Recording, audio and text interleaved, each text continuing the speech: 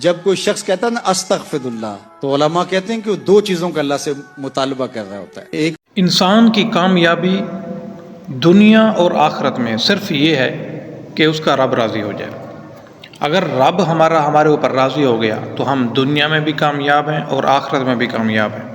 اس کے لیے ہمیں کیا کرنا ہوگا؟ اس کے لیے ہمیں نیکیوں کی طرف پھرنا ہوگا، اپنے گناہوں کے اوپر شرمندہ اور پکے سچے دل سے توبہ کرنی ہوگی۔ توبہ کس طرح کرنی ہوگی؟ علامہ رضا صاحب مصطفی صاحب نے بیان فرمایا، آئیے پہلے وہ سنتے ہیں۔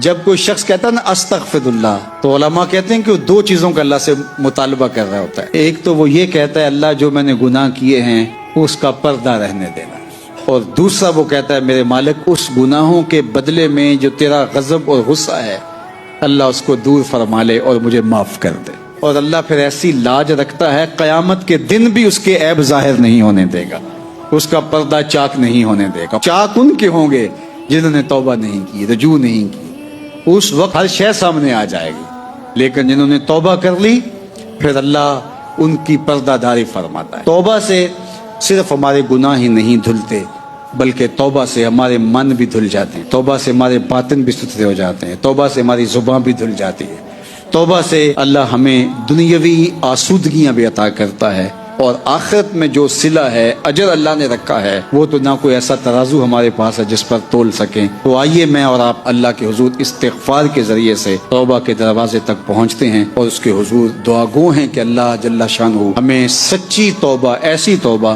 کہ جس کے بعد دوبارہ گناہ کی طرف ہم نہ جی، تو آپ نے سنا کہ گویا کہ توبہ رب کی بارگاہ کے اندر سچی ہونی چاہیے، جس طرح رب نے فرمایا یا ایھا الذین آمنوا توبوا الی اللہ توبۃ نصوحا، اے ایمان والو توبہ کرو اور